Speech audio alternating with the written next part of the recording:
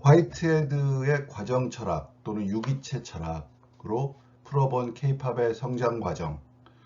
오늘은 이제 첫 시간 시작해 보겠습니다. 화이트헤드의 존재가 출현해서 완성으로 이어지는 그 과정 자체, 그 과정 자체가 곧 존재라고 봤죠. 이 사람은 과정이 곧 존재입니다. 근데 그 과정은 몇 가지의 페이즈, 위상이라고도 하고 단계라고도 할 수 있겠죠. 그런 것들로 이제 이루어지는데, 그런 것들 중에 첫 번째가 이제 시원적 위상입니다. 그러니까 최초의 위상이죠. 오늘은 그것에 대해서 말씀을 드리는데, 일단 동영상은 이렇게 파워포인트 슬라이드로 한 3장 정도 만들어 놓은 요약본을 축약해서 설명을 드리는 것이 있고, 그 뒤를 이어서는 이제 이 내용에 대해서 전체적으로 풀 버전으로 야외에서 녹화한 그것이 이어지는, 그래서 서머리와 본론으로 그런 두 개의 파트로 구성된 그런 형식으로 말씀을 드리겠습니다. 먼저 이 화이트헤드의 과정 철학을 한류, 특히 케이팝의 성장 과정에 적용시켰을 때 우리가 미리 알아둬야 될 그런 고려사항들이 있습니다. 화이트헤드의 이 과정 철학이라는 것은 상당히 기본적으로는 추상적인 그런 것입니다. 그래서 여기 화이트헤드의 의도에도 나와 있습니다만은 이 사람이 생각하는 철학의 어떤 설명적인 목적이라는 것은 잘 사람들에 의해서 많이 오해를 사고 있는데, 그 할 일은 구체적인 것들로부터 추상적인 거를 끄집어내는 그것이 나오는 그것을, 구체적인 팩트들로부터 그것의 추상적인 원리를 끄집어내는 그런 것을 통해서 설명하는 것이 철학의 설명을 위한 목적이다. 이렇게 분명히 얘기를 하고 있죠. 그렇기 때문에 이 화이트헤드의 이 과정 철학이 어떤 우리가 경험적으로 실제로 접할 수 있는 현상들 내지는 존재들하고는 다른 거죠. 그러니까 이 화이트헤드가 얘기하는 과정 철학의 예를 들어 현실적 존재라고 하는 것도 우리가 경험에서 접할 수 있는 존재하고는 다릅니다. 이것은 경험적으로 접할 수 있는 존재들을 구성하는 어떤 원리적인 가장 기초적인 단위들을 추상화해서 만든 개념이에요. 그렇기 때문에 이것이 이 화이트헤드의 그 과정 철학을, 그러니까 그런 현실적 존재들의 합생 과정을 어떤 경험적으로 우리가 접할 수 있는 케이팝과 같은 이런 것들의 성장 과정하고 1대1로 매칭시켜서 설명한다는 것은 그 화이트헤드 취지하고는 반드시 부합하는 것은 아닙니다. 즉 이게 그대로 1대1로 딱딱 맞아서 떨어지거나 똑같이 재구성될 수 있는 성질의 것은 아니에요. 왜냐하면 현실에서 뽑아낸 추상을 가지고 만들어 놓은 이론이기 때문에 현실하고는 안 맞는 부분이 있을 수밖에 없는 거죠. 실제로 현실 속에서의 경험적 대상은 이 화이트헤드가 원리적으로 설명한 그러한 그 합생 여러 단계가 1대1로 매칭하는 것이 아니고, 어떤 경우는 합생에서 여러 구분해 놓은 몇 가지 단계가 한꺼번에 혼성돼서 존재하는 그러한 단계도 있을 것이고, 또 어떤 순간에는 합생이 일어나서 얘기한 여러 개의 단계가 같이 병존하고 있는 그런 시기도 있을 수 있을 것이고, 또 어떤 존재의 경우에 있어서는 합생이 일어나서 순차적으로 발생하는 것과 어떤 일부분에 있어서는 역순으로 발생하는 그러한 순간도 있을 수가 있겠죠. 그렇기 때문에 이 현실적인 세계에서 나타나는 그것이 화이트헤드의 과정 철학과 그대로 매칭되지 않을 수 있고, 그렇지만 그렇다고 해서 화이트헤드의 이 과정 철학을 그래서 틀렸다라고 부정할 수 있는 근거가 될 수도 있는 건 아니에요. 이런 것에 대한 논변은 그 문창옥 선생이 쓴 화이트헤드 해설서에 자세히 아주 잘 설명이 되어 있기도 한데요. 그러니까 이 연구의 목적은 제가 여기서 말씀드리려고 하는 이 과정 철학과 K-팝의 형성 과정이라는 연구의 목적과 의도는 이 화이트헤드가 구성해 놓은 우리가 경험적으로 느낄 수 있는 세계의 그 밑에 기저에 있는 원형적이고 또 미시적 지평에 있어서의 어떤 구조와 작동, 그 원리, 이거를 검토해서 K-팝의 경우에 이 K-팝이 어떻게 오늘날의 위치까지 어떤 과정으로 성장해 왔는지, 또 그리고 이게 다른 지역 또는 국가의 대중음악과 비교해서 무엇이 그리고 어떻게 다른지, 뭐가 다른지, 또 이 화이트헤드 합생이론의 마지막 종결 단계인 만족 단계에 대한 우리가 검토를 통해서는 이제 그러면 K-팝이 이제 만족을 위해서 나아갈 때, 즉 완성되어져 나아갈 때 어떤 곳으로 지향해야 되는지, 이런 것들에 대해서 유의미한 통찰을 얻을 수 있을 것이다 라는 것을 기대하면서 본 연구를 하게 되었습니다. 자, 그러면 이제 시원적 위상에 대해서 최대한 간략하게 요약해서 말씀드리겠습니다.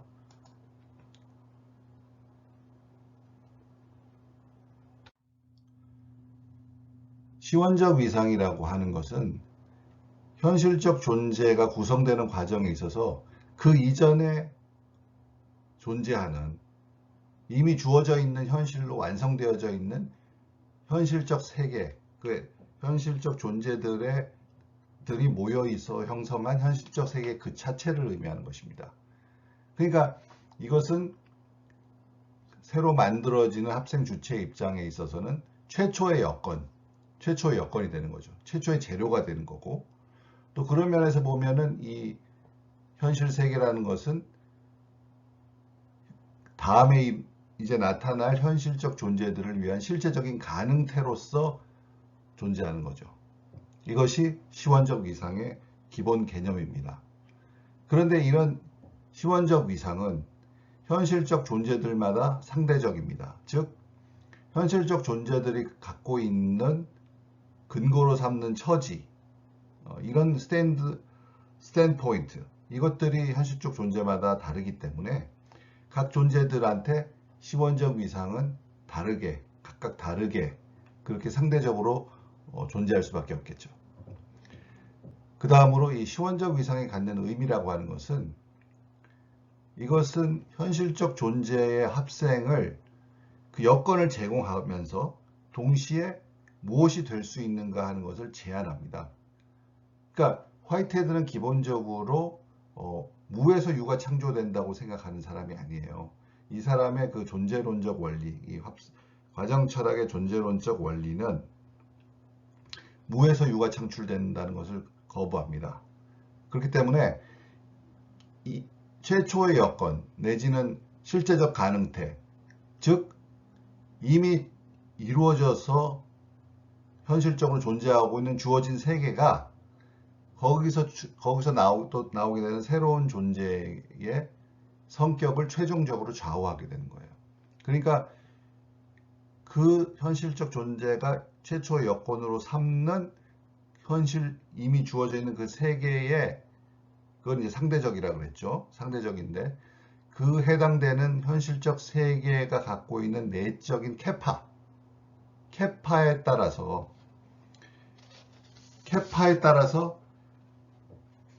이 어떤 새로운 존재가 어떤 존재가 되는 것을 결정적으로 좌우한다. 이렇게 보고 있습니다.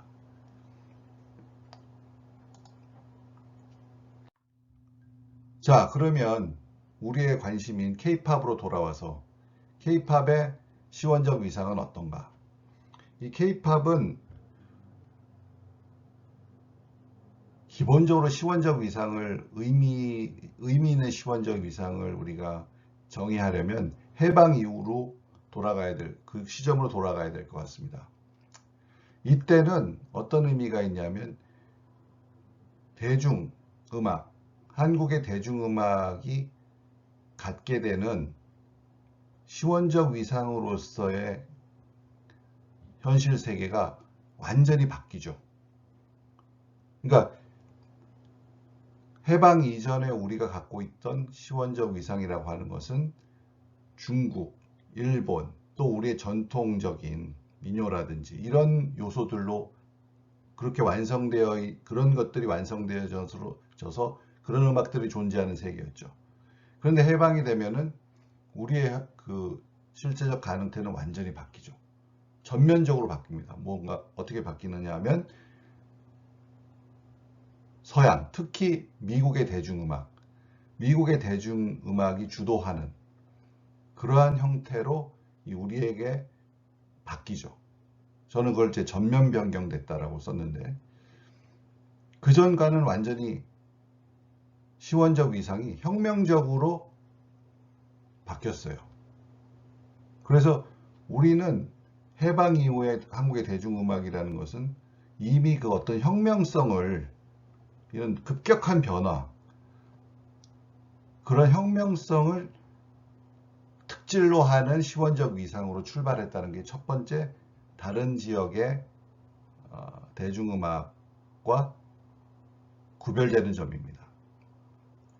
그 중간에는, 즉 그렇게 바뀐 현실 세계 실제적 가능태 최초의 여건의 중심에는 미국의 대중음악이 서 있던 거죠. 그거는 위상은 압도적이었죠. 거기서 그 미국의 대중음악이 차지하는 그 위치는 압도적이었죠. 그 외에는 뭐 유럽에서 들어온, 서유럽 일부에서 들어온 음악들이 조금 보조하면서 형성하는 그런 것으로 우리의 현실 세계의 실제적 가능태 최초 여건은 혁명적으로 변화했다는 게 큰 다른 지역과 비교했을 때 차별성이고, 또 그런 우리의 새롭게 혁명적으로 변경된 그러한 시원적 위상에서 중심적 위치를 차지하고 있었던 미국의 대중음악이라는 것은 이미 글로벌한 보편성을 확보하고 있었던 현실적 존재였다는 것입니다. 이것이 굉장히 중요한 것인데, 우리는 시원적 위상에서 이미 전 세계적, 전 지구적 보편성을 확보하고 있는 그러한 음악을 우리의 가장 중요한 최초의 여건으로 삼았다는 거죠. 그러니까 다른 나라들도 2차 대전 이후에 미국의 대중음악이 많이 흘러 들어갔지만, 그것이 새로운 그 지역의 로컬의 음악을, 대중음악을 창조하는 데 있어서 우리만큼 최초의 여건으로서 압도적인 위상을, 그것도 갑작스럽게 교체돼서 그 위치를 차지하고 있었던 경우는 매우 드물죠. 이것이 우리의 그 이후, 이 시원적 위상 이후에 본격적으로 이루어질 K-팝의 합생에서 엄청나게 중요한 의의를 가지고 있다. 그렇게 말씀드릴 수가 있는 거죠. 그래서 이 점, 그러니까 우리는 K-팝은 시원적 위상이 45년 이후에 우리나라가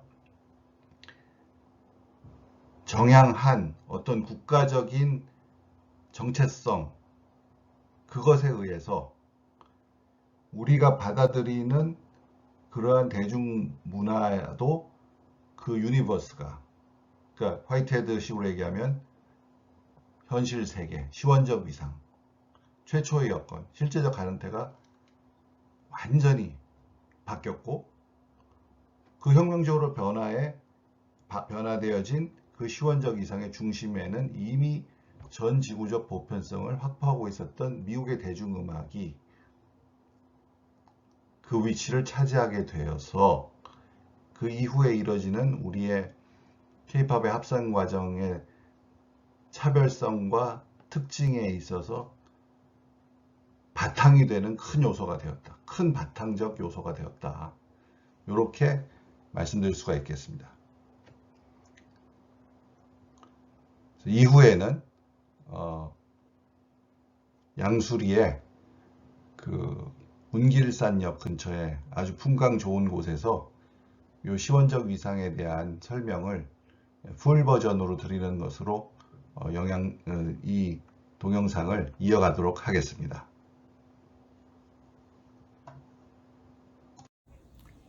양수리 운길산역 부근입니다.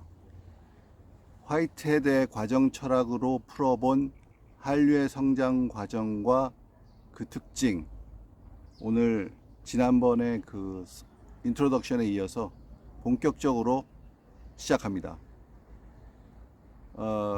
먼저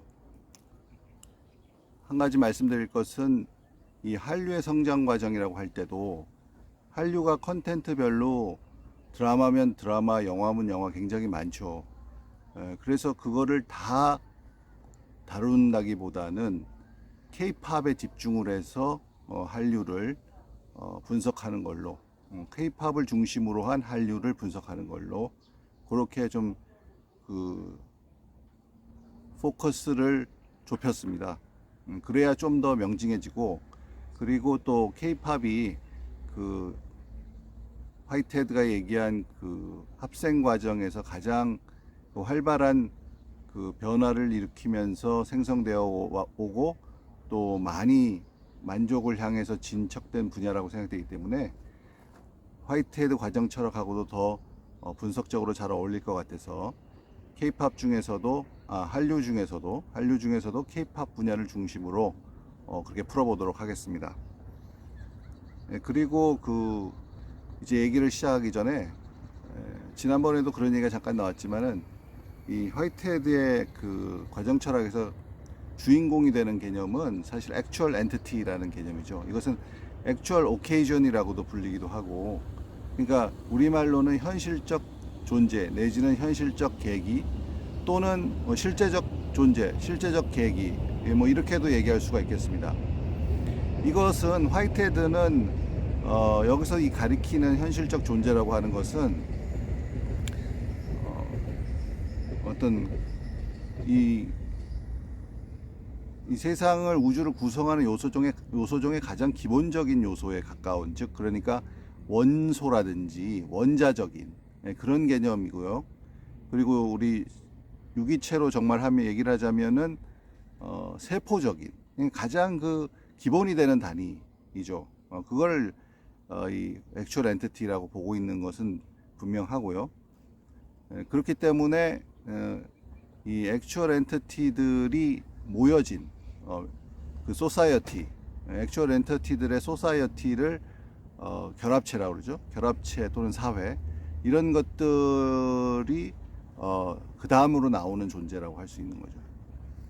그래서 이 합생 과정은 기본적으로 액츄얼 엔티티 합생 과정이니까, 이것이 우리가 얘기하는 이 K-팝과 같은 이러한 문화 콘텐츠의 합생 과정과 어떤 생성과 발전 과정과 반드시 1대1로 대입시킬 수 있는 것이냐, 또 내지는 1대1로 적용시킬 수 있는 것이냐는 부분에 논의가 필요합니다. 그러나 우리가 많은 여기서 통찰을 얻을 수가 있어요. 이 합생 이론에서. 그렇기 때문에 그 이론을 여기에 접목시켜도 많은 부분이 설명이 되고, 기존의 이론들로서는 보여지지 않았던 그런 면들을 잘 우리가 파악할 수가 있기 때문에 그 이론을 여기에 접목시켜서 이 과정 철학을 통해서 K-팝의 성장 과정을 분석하는 작업을 시도하게 되었다는 말씀을 다시 한번 드리고요. 그리고 그래서 오늘 첫 시간으로 이제 시작합니다. 첫 시간으로 이제 들어가는데, 이 합생의 여러 가지 페이즈들, 그러니까 그 위상 내지는 단계들이 있는데, 오늘은 첫 번째로 합생이 실제로 시작되기 전에 그것이 시작되기 전에 어떤 액츄얼 엔티티가 그 여건으로 삼는 맨 처음에 있는 세계가 있겠죠. 그거를 이제 바탕으로 해서 이제 액츄얼 엔티티가 이제 합생을 시작하게 되는데, 그 여건이 되는 이미 있는 세상, 기븐 월드죠. 이 존재하고 있는 기존의 세상, 기존의 세계, 이것에 대해서 오늘은 얘기를 해보려고 해요. 사실 이것은 그 화이트헤드의 합생 이론에 있어서 그렇게 분량적으로 크게 많은 부분을 차지하는 것은 아니에요. 왜냐면 합생 그 자체가 시작되는 거 이전의 얘기니까. 그렇지만은 제가 볼 때는 비록 분량은 작지만 이 부분이 굉장히 중요합니다. 굉장히 중요한 것이 이후에 이루어지는 합생 과정에 결정적인 영향을 미치는 것으로 화이트헤드 스스로도 얘기를 하고 있고, 또 우리의 그 주 관심사인 K-팝의 성장 과정을 통해서 성장 과정을 보더라도 이 처음에 주어져 있는 그 주어진 세계, 이것이 여건으로 존재하는 주어진 세계, 이것이 굉장히 결정적인 역할을 했다, 이렇게 보여지기 때문에 그렇습니다. 그래서 이 그 위상을 화이트헤드는 프라이머리 페이즈, 그러니까 시원적 위상이라고 불렀어요. 프라이머리 페이즈. 그래서 오늘은 그 시원적 위상에 대해서 말씀드리는 거, 그것이 한류에서 특히 K-팝에서는 어떤 식으로 작용했는가라는 것을 말씀드리도록 하겠습니다. 그래서 그럼 본격적으로 들어가죠. 이것을 먼저 구성은 처음에 화이트헤드 이론을 소개를 드리고, 그리고 그것을 바탕으로 해서 K-팝의 얘기를 풀어가는 그런 구조로 앞으로 이 동영상들 시리즈들은 그런 구조로 동일하게 그렇게 진행을 하려고 합니다. 그래서 시원적 위성에 관련된 화이트헤드 본인의 한번 얘기를 보죠. 이것은 그 화이트헤드의 그 프로세스 앤 리얼리티, 존재 과정과 실제라고 하는 그 화이트헤드의 저서 1929년에 나왔는데, 이 1929년에 이 아주 화이트헤드의 주저죠. 이 책을 원문을 바로 제가 해당되는 부분을 소개함으로써 화이트헤드의 주장을 소개하는 것으로 그렇게 하겠습니다. 그러니까 이것은 뭐 어떤 다른 자료가 아니라 그 화이트헤드 본인 직접 쓴 책에 나온 원문 자체입니다.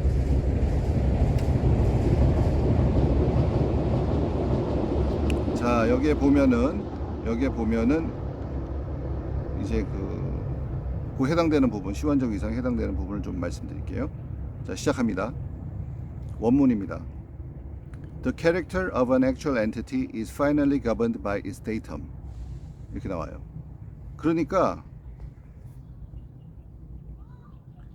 현실적 존재의 성격은 그것의 여건에 의해서 최종적으로 좌우된다는 거죠. 여기서 이렇게 명확히 얘기를 하고 있어요. 그러니까 여기서 데이텀이라고 하는 것은 이제 데이터의 단수잖아요. 근데 데이터가 우리가 있는 컴퓨터 데이터 뭐 이런 게 아니고, 이것은 화이트헤드 입장에서는 어떤 존재가 자기를 만들어 가는데 필요한 쓰게 되는 자료, 그러니까 그 어떤 존재가 만들어지고 그것이 발전해 나가는 데 있어서 외부에서 쓰게 되는 재료들이죠. 그래서 이것이 일단 정보들이고, 외계에 있는 정보들이잖아요. 어떻게 보면 그것들이 다. 그래서 그걸 데이텀이라고 표현을 하고 있어요. 그러니까 이게 한국어로 번역될 때는 되게 그 여건이라고 표현이 되죠. 여건. 그러니까 이것은 The character of an actual entity is finally governed by its datum 하게 되면은 현실적 존재의 성격은 그 여건에 의해 최종적으로 좌우된다. 그만큼 데이텀이 중요하다. 여건이 중요하다는 것이죠. 계속됩니다. Whatever be the freedom of feeling arising in the concrescence, there can be no transgression of the limitations of capacity inherent in that datum. 이렇게 나와요. 그러니까 그 합생에서 발생하는 그 느낌의 자유도가 어떻다고 하더라도, 그러니까 아무리 그 현실적 존재가 그 합생 과정에서 자유롭게 하려고 한다 하더라도 그 여건에 내재되어 있는 인헤런트한 그 역량, 그 가용성의 어떤 그 크기, 그것이 제한 짓는 바를 거스를 수는 없다. 그러니까 여건에 내재하고 있는 용량, 역량, 가용력, 이런 것들, 그런 것이 그 한도가 있을 거 아니에요. 그 한계가 있을 거예요. 그것이 제한 짓는 바, 그 한계를 넘어설 수는 없다. 거스를 수는 없다는 거죠. 그만큼 이 데이텀의 그 갖고 있는 내재적인 역량, 그 속에 들어있는 어떤 거기서 꺼내 쓸 수 있는 그러한 자원, 이런 것이 중요하다, 그런 얘기입니다. 그리고 여기 또 이 말이 이어집니다. The datum both limits and supplies. 그러니까 이 데이텀이, 여건이 현실적 존재를 제한하기도 하고, 그죠? 제한하기도 하고 동시에 제공하기도 한다. 합생을 위한 자료, 재료, 그런 역량을 제공하기도 한다. 그렇게 여기서 규정하고 있어요. 자, 그렇기 때문에 화이트헤드는 이 데이텀, 그러니까 그 어떤 그 현실적 존재가 갖고 있는 그 활용하게 되는, 애초에 이제 존재하고 있는 주어진 세계의 여건들을 그만큼 그 중요한 것으로 보았다, 이렇게 볼 수 있는 거죠. 그러면 여기서 그 데이텀에 대해서 조금 더 얘기를 해보겠습니다. 데이텀이 과연 그러면 좀 더 어떤 것이냐, 다른 페이지에 나와 있는 화이트헤드의 얘기예요.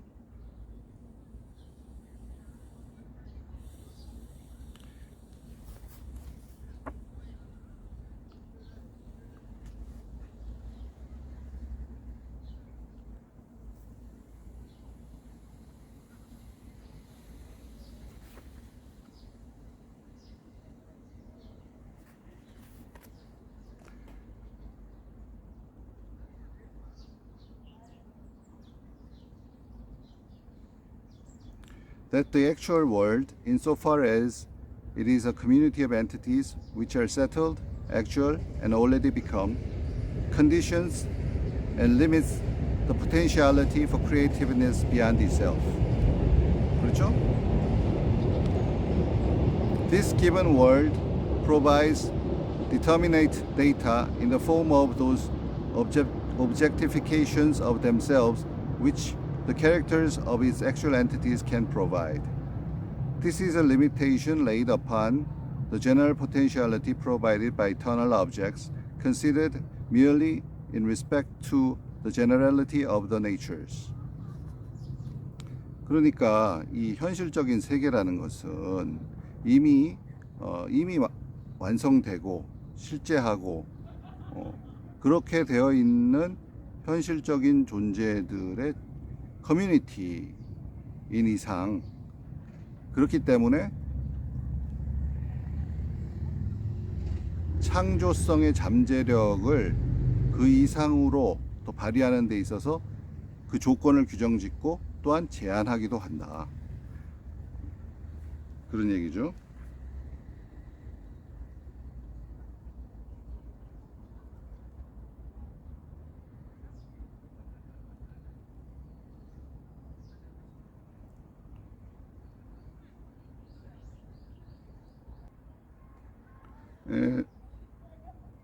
그 주어진 세계의 현실적 존재들이 어떤 한정적인 여건을 제공함에 의해서 일반적이고 보편적이고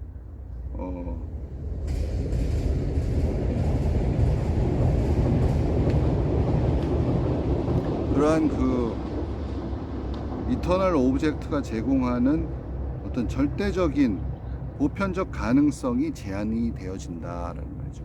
그러니까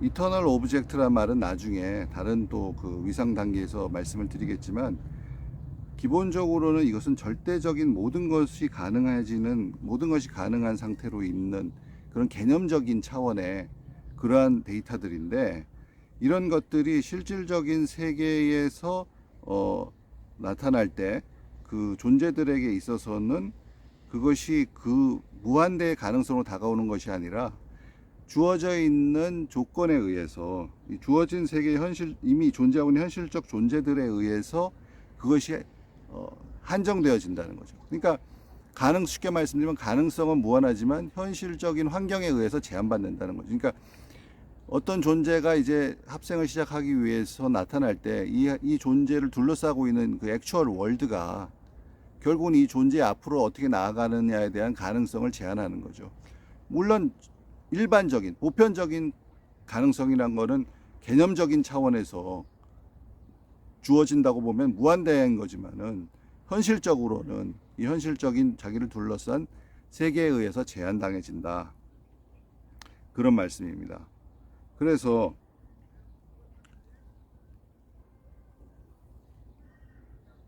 여기 이제부터 이제 중요한 얘기가 정말 중요한 얘기가 나옵니다.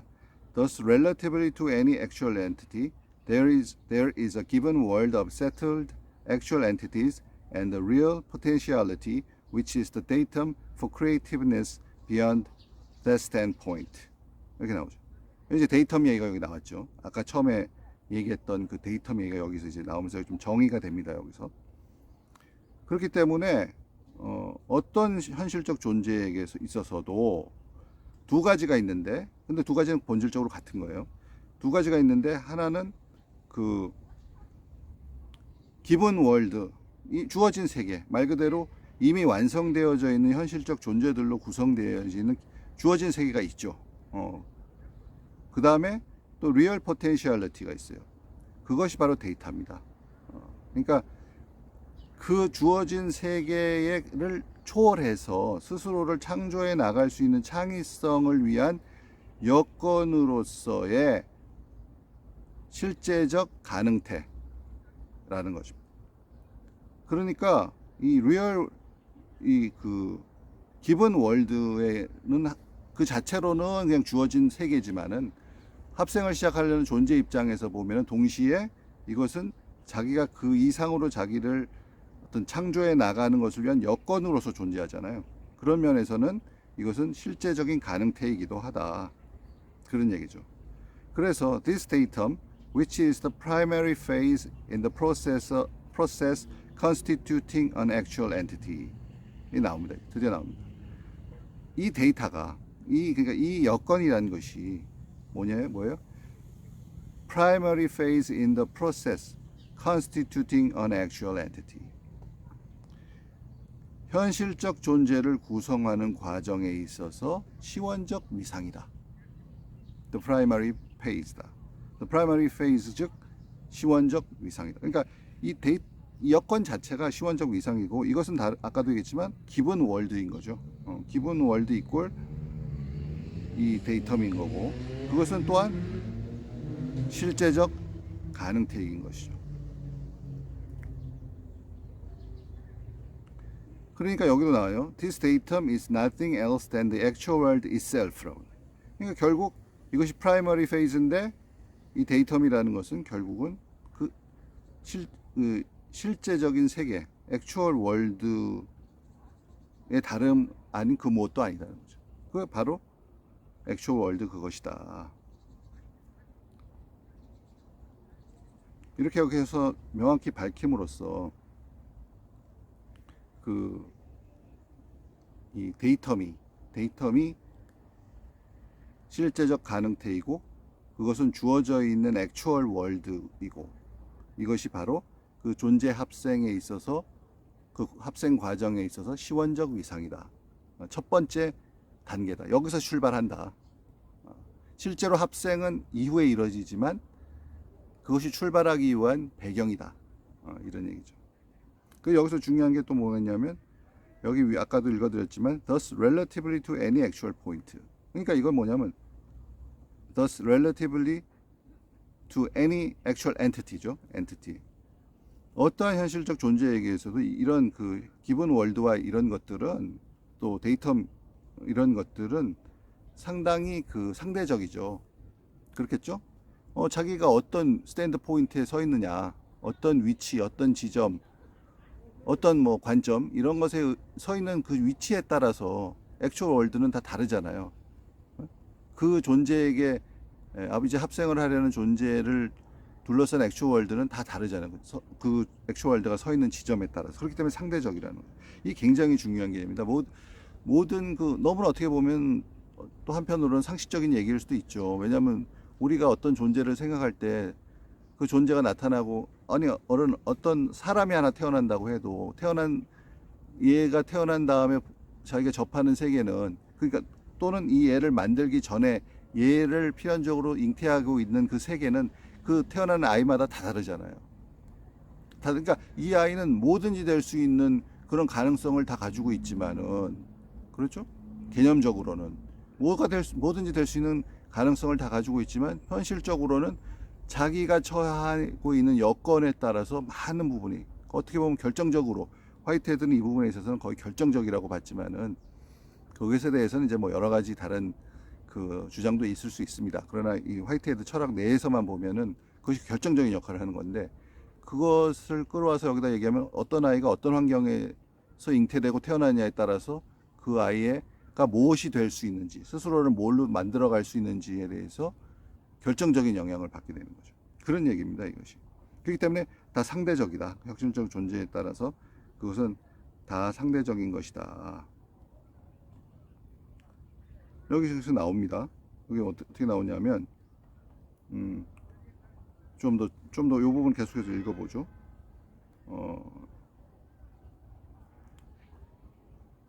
The real potentiality, which is conditioned by the data provided by the actual world.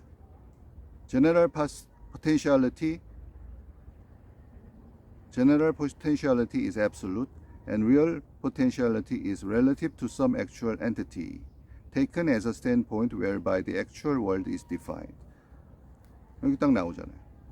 그러니까 이 실제적 가능태라고 하는 것은, 실제적 가능성, 잠재성이라고 하는 것은 액추얼 월드, 현실적 세계에 의해서 제공되어지는 데이터, 여건들에 의해서 컨디션 되어지는 것이다. 즉 규정되어지는 것이다. 조건 지워지는 것이다. 그렇죠? 아까 얘기했던 말이 여기 다시 한번 정확히 나오고 있죠. 그래서 제너럴 포텐셜리티는 절대적 가능성, 가능태는 건 일반적인, 보편적인 가능태라고 하는 것은 앱솔루트한 거다. 절대적이지만 real potentiality is relative to some actual entity. 그렇죠. 실질적인, 실제적인 가능태라고 하는 것은 actual entity에 따라서 상대적인 것이 되겠죠. Taken as a standpoint whereby the actual world is defined. 그렇죠. 그 actual entity가 현실적 세계가 어떤 것이라고 규정 지어지게 만드는 그 처해져 있는 지점, 스탠드 포인트로서 취해지게 되고, 그렇죠. 취해진 이런 실제적 가능태라는 것은 당연히 현실적 존재들에 대해 있어서는 상대적인 것이 되는 거죠. 그렇게 얘기함으로써 여기서 이제 그 화이트헤드는 여건, 데이텀이라는 것이 실제적 가능태이고, 그리고 그것이 곧 현실 세계이고, 그 현실 세계, 주어진 이 현실 세계가 곧 현실적 존재의 합생 과정에 있어서 시원적 위상이다. The primary phase다. 이렇게 규정하고 있는 것입니다. 그렇기 때문에 여기서 보면 이게 얼마나 이 시원적 위상이 중요한가 하는 것은, 이분이 또 이렇게 쓰고 있어요. 다시 다른 쪽에서 찾아보면 actual entity들 사이에는 다 차이가 날 수밖에 없죠. 그래서 the differences between actual occasions, 여기서 actual occasions라고 했어요. 그러니까 아까도 제가 말씀드린 것처럼 현실적 얘기는 때로는 현실적 존재를 의미하기도 합니다. 같은 뜻이에요. The differences between actual occasions arising from the characters of their data라고 써있죠. 그러니까 그들이 가지고 있는 여건의 성격에 의해서 발생한다는 거죠. actual occasion 사이에서 관계는. 물론 이 뒤에 말이 이어지는 것처럼 이것만으로 결정되는 건 아니에요. 여기 나온 김에 읽어보면은 and from the narrowness and width of their feelings and from the comparative importance of various stages enables a classification to be made whereby these occasions are gathered into various types. 그렇죠? 그러니까 이러한 현실적 계기들이 몇몇 개의 타입으로 분류되어질 수 있게 하는 그런 것들은 그 존재들 간의 차이에 의한 것인데, 그것은 어디서부터 발생하냐면, 첫 번째는 그들의 데이터의 성격, 그들이 갖고 있는 여건의 성격이고, 그것이 오늘 우리가 지금까지 쭉 얘기한 거죠. 그 다음에 또 이 사람이 두 가지 얘기한 거는, 이제 이것은 이제 그 다음 이제 위상에서부터 본격적으로 다룰 것이지만, 간단히 말씀을 드리면, 그 존재들의 갖고 있는 어떤 그 여건을 받아들이는 느낌의 좁음과 넓음, 즉 이거는 뭐냐면 어떻게 받아들이느냐, 그리고 내로하게 받아들이느냐, 넓게 받아들이느냐, 이런 건데, 내로라는 게 꼭 부정적인 것만 아니고요. 내로라고 하면 대신 이분은 내로하다는 건 그만큼 강렬하다는 것을 의미한다고도 하고 있어요. 그러니까 좁게 받아들이면 그만큼 강할 수 있겠죠. Narrowness is the 그러니까 intensity is the reward of narrowness라고 이분이 얘기하고 있으니까요. 뭐 하여튼 그래서 그 존재들이 또 어떻게 그거를 받아들이고 파악하느냐에 따라서도 결정될 것이고, 그 다음에 합생에서 여러 가지 단계를 거치게 되는데, 그 단계들이 각각 어떻게 중요하게 작동하느냐, 어떤 존재에게는 어떤 단계가 크게 작용하고 어떤 존재에게는 그 단계는 아예 작용하지도 않고 이럴 수가 있으니까, 그러한 각각의 그 다양한 단계들의 각각의 단계에 있어서의 중요성, 상대적인 중요성에 따라서도 결정이 된다. 그래서 이것에 의해서 결국은 액츄얼 엔터티들은 다 차이가 나타나는 것이다. 하지만 그 출발이 되는 것은 역시 the characters of their data, 그들이 처한 여건, 그 여건, 그것이 가장 중요하다, 출발점이다, 이런 얘기가 되겠습니다. 그래서 여기 조금 더 뭐 이 부분을 마저 읽어보면은, Character of an organism depends on that of its environment 또 나옵니다. 그 어떤 유기체, 여기서 뭐 현실적 존재겠죠. 유기체의 성격은 그것이 처한 환경의 성격에 의해서 좌우된다. But the character of an environment is the sum of the characters of various societies of actual entities which jointly constitute that environment. 그렇죠? 그런데 그 환경의 성격이라고 하는 것은 같이 그 환경을 구성하고 있는 다양한 현실적 존재들의 사회, 즉 결합체들, 그것도 여러 개가 있겠죠. 그 다양한 여러 개의 현실적 존재들의 결합체들의 성격의 총합이다. 그런 얘기죠. 그렇죠?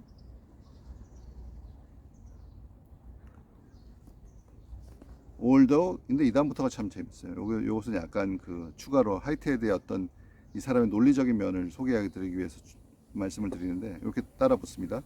Although it is pure assumption that every environment is completely overrun by society of entities. 물론 아까도 얘기한 것처럼 그 환경이라고 하는 것은 그것을 구성하고 있는 현실적 존재들의 다양한 결합체들의 성격에 의해서 그것들의 총합이지만은, 환경이라고 하는 것은 그렇지만 이 환경이라고 하는 것이 완전히 현실적 존재들의 결합체로만 구성되어 있다고 생각하는 것은 순수한 가정일 뿐이다. 왜? Spread through the environment, there may be many entities which cannot be assigned to any society of entities. 그렇죠? 이 환경이 쭉 산재해 있는 그런 것들의 중에서는 어떠한 현실적 존재의 결합체에도 소속되지 않는, 귀속되지 않는 그러한 현실적 존재들도 많이 있을 수 있으니까요.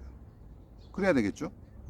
그리고 The society in an environment will constitute its orderly element, and the non-social actual entities will constitute its element of chaos. 이렇게 나옵니다. 그러니까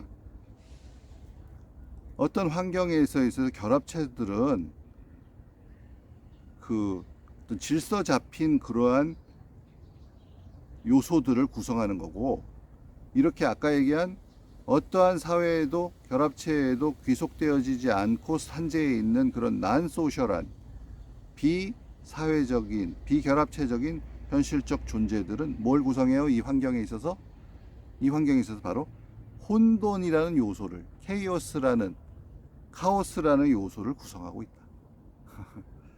그래서 there is no reason so far as our knowledge is concerned to conceive the actual world as purely orderly or as purely chaotic.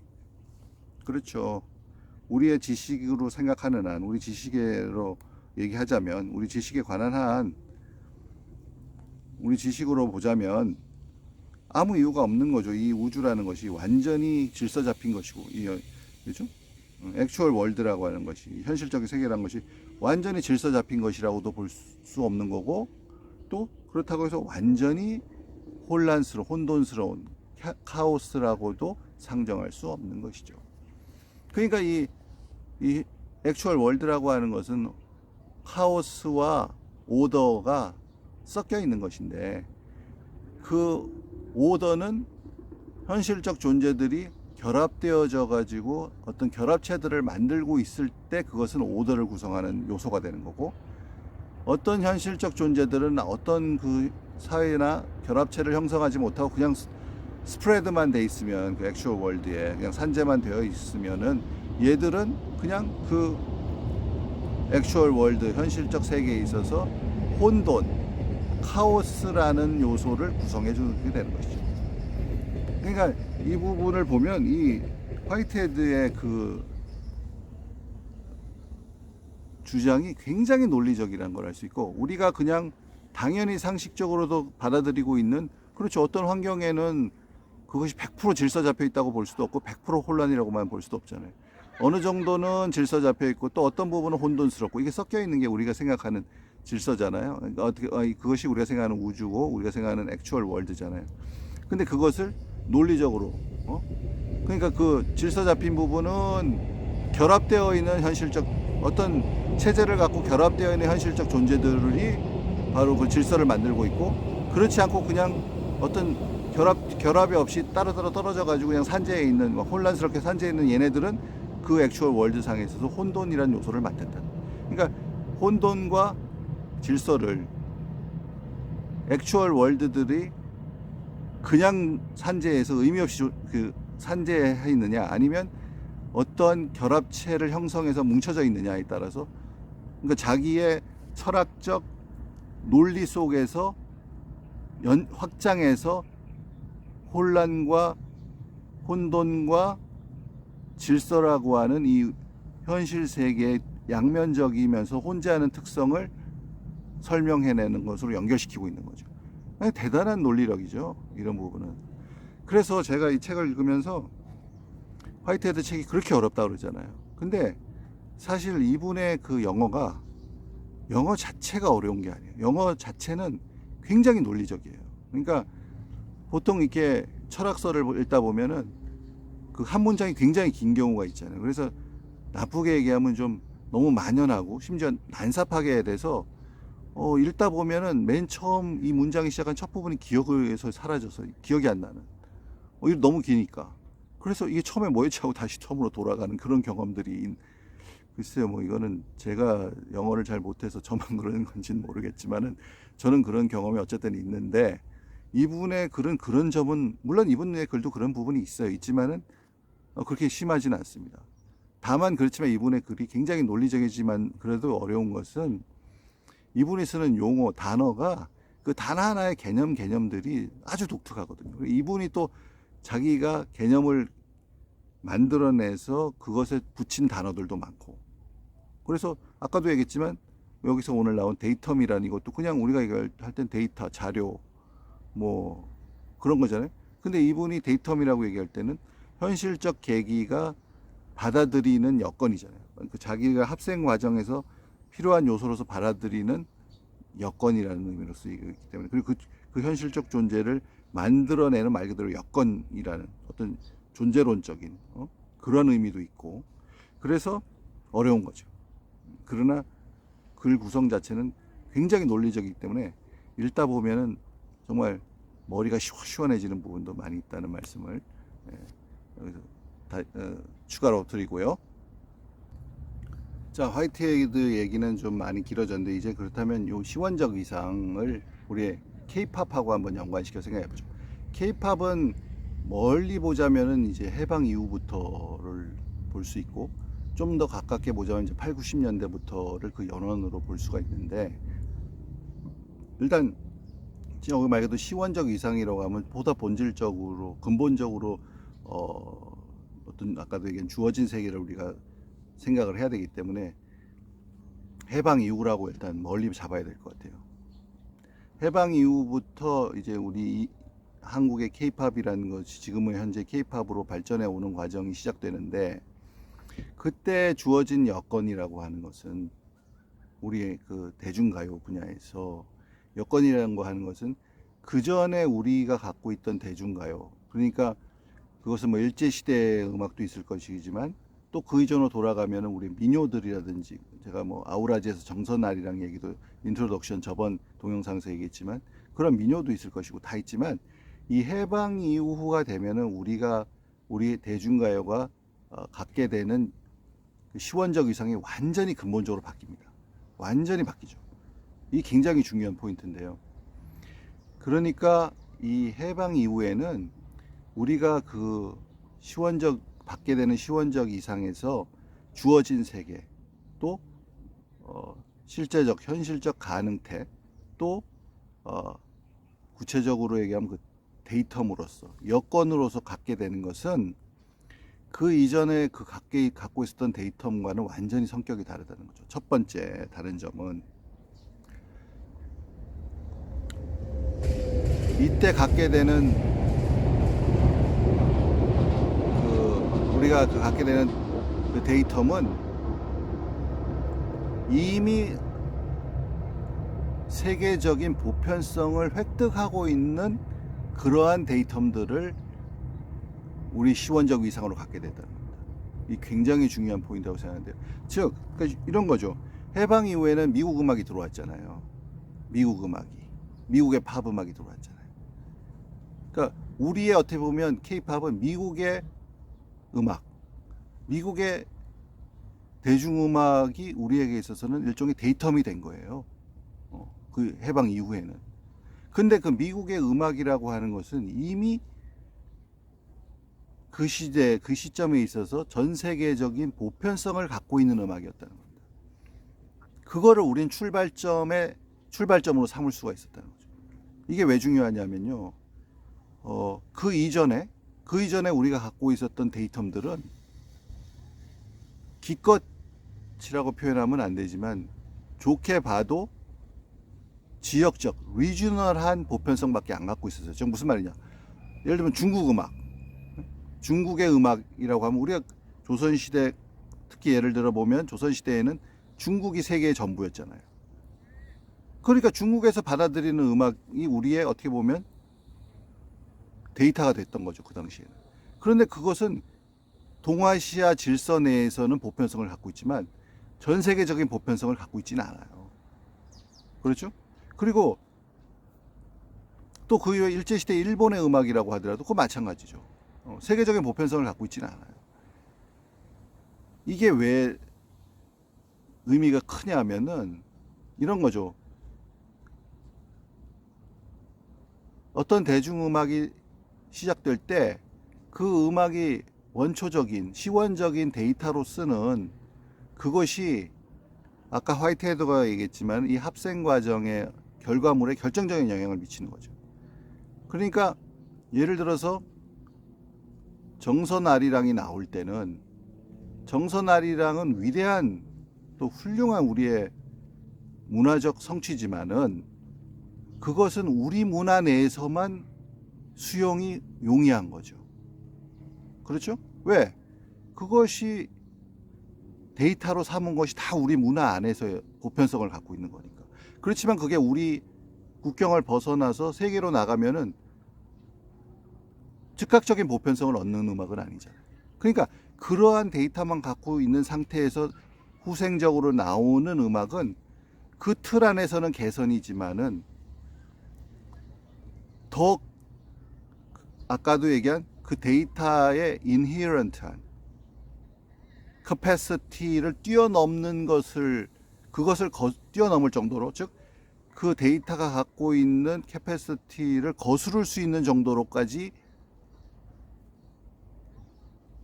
현실적 존재의 성격은 나아갈 수 없다고 화이트헤드가 얘기했잖아요. 그것처럼 우리가 지역적, 그 중국적 세계관과 중국적인 그 어떤 문명 질서 속에서 가지고 있는 데이터를 갖고 우리 음악을 만들어내기 시작했으면은 그 중국적 세계 질서가 갖고 있는 한계성을 벗어나기가 어려운 거죠. 즉 대중적인 음악에서 얘기하자면 다른 문화권에서 소구되기, 어필되기가 어렵다는 얘기죠. 그런데 해방 이후에는 우리는 우리 역사적으로 보면 어떻게 보면 처음으로 전 세계적인 보편성을 이미 획득한 음악을 데이터로 접하게 된 거죠. 우리의 시원적 위상이 바로 그런 음악이 시원적 위상이 됐다는 거죠. 이게 엄청나게 중요한 거예요. 그러니까 이런 거죠. 예를 들면 인도라는 나라가 어마어마한 나라잖아요. 그리고 거기서 나온 음악 있잖아요. 인도 대중음악. 그 인도 내에서는 인도 대중음악이 뭐 전 세계적으로 인기 있는 미국 팝송보다 훨씬 인기가 더 많죠. 근데 그 인도 음악은 다른 나라에 가서는 인도 내만큼 인기를 못 얻잖아요. 왜? 이거에 대입해서 얘기를 해보면 인도라고 하는 그러한 문명적 특성을 가진 그것을 시원적 위상으로 계속 그 안에서 발생하고 있으니까. 그러니까 인도라고 하는 문명이 위대한 문명이고 그 안에 있는 13억 내지는 뭐 더 된다고도 하는데 그 많은 사람들한테는 소구력을 갖는 어마어마한 문명이지만 또 물론 인도 문명이 사실 뭐 그렇게만 단순하게 볼 수는 없죠. 제가 너무 단순화시켜서 얘기를 했는데 인도 문명이 사실 전 세계 모든 사상의 우물이다라는 말도 있고 뭐 불교건 힌두교건 다 거기서 나왔고 뭐 어떤 연결되는 지금 불교적인 어떤 그러한 가르침들은 현대 포스트 모더니즘 하에서 그 성찰하지 못 이제 와서나 성찰하고 있는 걸 불교는 이미 성찰하는 그런 것도 많기 때문에 절대로 인도의 어떤 문명을 폄하하는 것이 아니고 대중적인 문화라는 점에서만 놓고 보자면 말씀입니다. 그렇다면 그 지금 인도의 대중음악이 전 세계적으로 우리 케이팝만큼 인기가 없는 건 사실이거든요. 왜?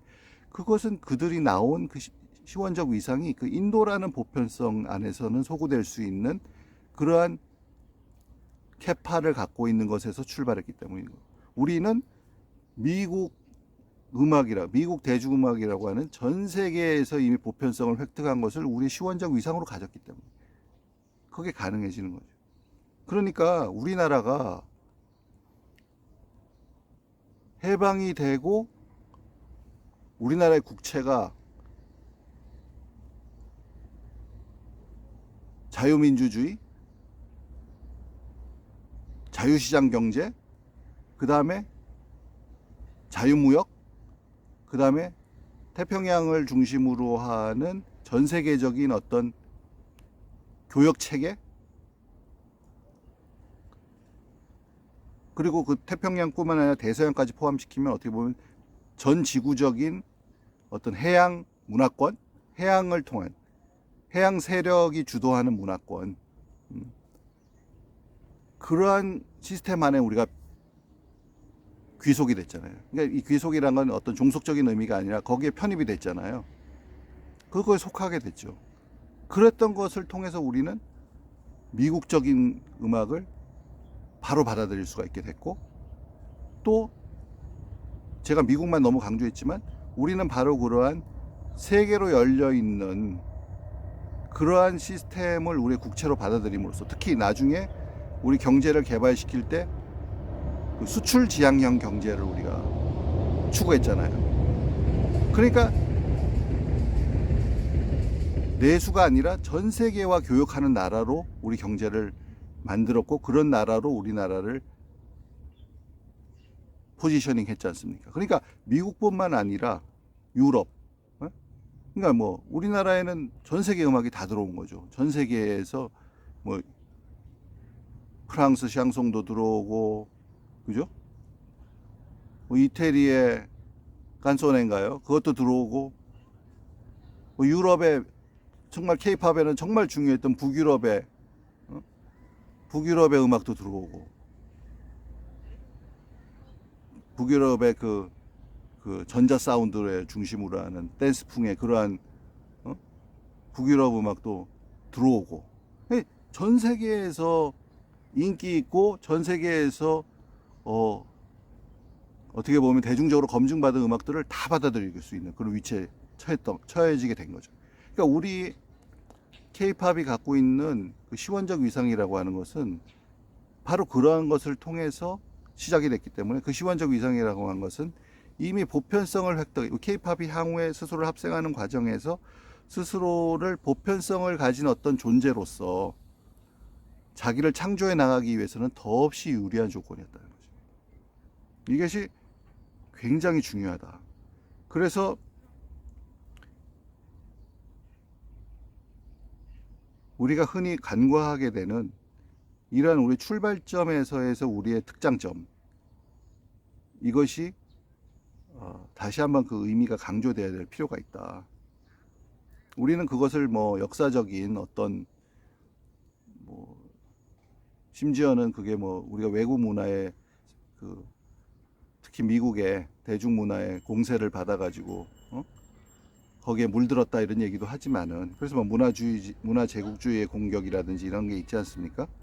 있긴 하지만은 어쨌든 지금 이렇게 우리가 K-팝을 갖고 전 세계로 나가고 있는 입장에서 놓고 보면 이러한 조건이 시원적 위상으로 작동하지 않았으면은 우리가 과연 지금 같은 존재로 스스로를 창조해 올 수 있었겠는가는 지극히 의심스러운 것이다. 그래서 그 미89 무대 초기에 우리 K-팝의 원조 그 아티스트들이 그들이 항상 뭐 라디오를 통해서 AFKN이라는 방송이 아예 있었잖아요, 우리나라에. 그게 AFKN이라는 게 텔레비전으로도 나왔으니까. 그러니까 이게 57년에 나와서 96년에 이제 끝났는데, AFKN이 그걸 통해서 바로 미국의 음악이나 대중문화가 우리한테 노출이 가능했던 거죠. 바로 그걸 통해서 미국의 음악을 접하고 또 그거를 흉내내고 그걸 또 미89 무대라고 하는 그러한 진짜 미국 사람들을 상대로 그 음악을 실제로 연주해 볼 수 있는 무대가 있었다는 거. 이런 것들은 물론 이것은 이제 AFKN에서 음악을 듣고 그리고 미89에서 연주를 함으로써 어떤 우리 K-팝이 어떤 그 점점점 발달해 나가는 과정으로 나가는 이런 것은 이제 다음 시간부터 얘기할 그 실질적인 합생 위상에서 본격적으로 다루겠지만, 이런 것들이 가능해진 그 시원적 위상, 프라이머리한 위상에서 놓고 보자면, 오늘 얘기는 놓고 보자면 바로 이러한 우리가 갖고 있는 처한 여건과 환경이 그 해방 이후 우리나라의 국채가 형성된 국채가 결정적인 영향을 했다. 그것이 바로 똑같이 어차피 외국 문화를 받아들여 가지고 합생하고 해도, 내지는 외래적인 요소를 갖고 새로운 걸 창작을 해내더라도 왜 어떤 음악은 세계적 보편성을 갖고 어떤 음악은 그 지역에서만 인기가 있는가, 이런 걸 해석할 때 그걸 어떻게 해석할 수 있겠어요? 그 두 가지죠. 첫 번째는 처음에 시작할 때 데이터로 썼던 음악 자체가 어떤 성격이냐, 그게 어떤 지역에서만 소구력을 갖느냐, 어떤 나라에서만 소구력을 갖는 것이, 아니면 전 세계적인 소구력을 갖는 것이냐를 어떤 거를 소재로 데이터로 써가지고 시작했느냐가 중요할 수밖에 없는 거죠. 그렇죠? 또 그리고 이것은 이제 다음 편에 나오는 또 여러 가지 그런 합생의 실질적 과정과도 연결이 되지만, 우리처럼 이미 보편적인 요소들을 최초의 데이터로 받아들이고 또 그 속에서 자연스럽게 보편적인 것을 어떻게 지향하게 되는 그런 것도 자연스럽게 생겨나게 된 것도, 합생의 과정에 있어서 보편적성을 지향하는 그런 쪽으로 나아가게 되는 또 지향성을 갖게 된 것도, 우리가 갖고 있는 국채가 아까 얘기한 대로 수출지향적인 그런 국채도 영향을 미쳤다. 이것은 나중에 합생에 있어서 주체적 지향 그 부분에서 다시 한번 다루겠습니다. 어쨌든 이처럼 우리 K-팝이라고 하는 것은 그 시원적 위상으로서 영향을 받게 되는, 또 우리의 성격, K-팝의 성격을 최종적으로 좌우짓는다, 결정짓는다고라고까지 화이트헤드가 얘기했던 그 데이터들은, 그 시원적 데이터들은 이미 세계적인 보편성을 갖는 것들이었다. 그리고 그 출발은 바로 45년 해방 이후에 우리나라가 들어선 우리나라의 어떤 국가로서의 정양, 그 정양에서 기인하는 것이다. 그러니까 그 점에 있어서 K-팝은 분명히 오늘날까지 성장하는 데 있어서 큰 영향을 받았고, 그것이 아니었다면 어쩌면 화이트헤드의 이론대로 하자면 K-팝은 지금과는 영 다른, 어쩌면 K-팝이란 이름조차 붙일 수 없는 그냥 우리나라 사람들만 듣고 즐기는 음악, 내지는 이 동아시아, 좀 더 좁히면 동북아시아의 유교 문화권에서만 통용될 수 있는 음악을 지금도 하고 있을 수도 있는 것이다.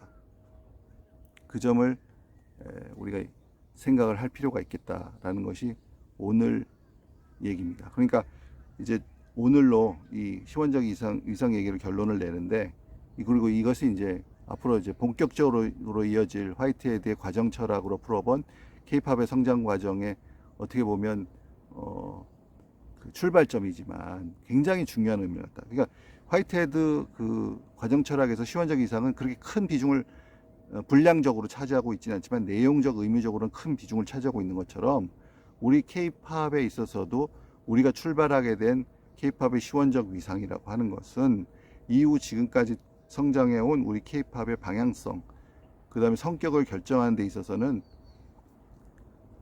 아주 큰 영향을 미쳤다. 그것이 달랐다면 지금의 K-팝의 모습도 달라질 수밖에 없을 것이다. 이렇게 화이트헤드적으로는 풀어서 생각할 수 있는 거죠. 네, 그럼 이 정도로 오늘 첫 번째 얘기를 하고, 그리고 두 번째로 다음에는 이제 그 본격적으로 합성이 시작됩니다. 이제 합성이 시작돼서 첫 번째 나오는 게 이제 그 호응적 위상이고, 또는 물리적 느낌, 물리적 극이라고도 하는데, 이 물리적 위상 내지는 호응적 위상, 뭐 수능적 위상이라고도 해요. 그래서 이 현실적 존재가 이제 나타나면서 어떻게 합생을 하는데 그 첫 번째 과정은 어떤 단계를 겪는가에 대한 부분을 물리적 위상 내지는 호응적 위상, 요 부분이라고 화이트헤드가 했는데, 그 부분에 대해서 말씀을 드리는 걸로, 다음에는 또 좋은 풍광을 가진 곳에 가서 다시 한번 동영상을 제작할 수 있게 되기를 기대하면서, 오늘 이 화이트헤드의 과정 철학으로 풀어본 K-팝의 성장 과정, 그 인트로덕션 분야에 이어서 오늘은 두 번째 시원적 위상, The Primary Phase를 소개해 드렸고, 그것을 K-팝에 접목해서 K-팝의 시원적 위상의 특징과 그것의 의미에 대해서, 의의에 대해서 말씀을 드렸습니다.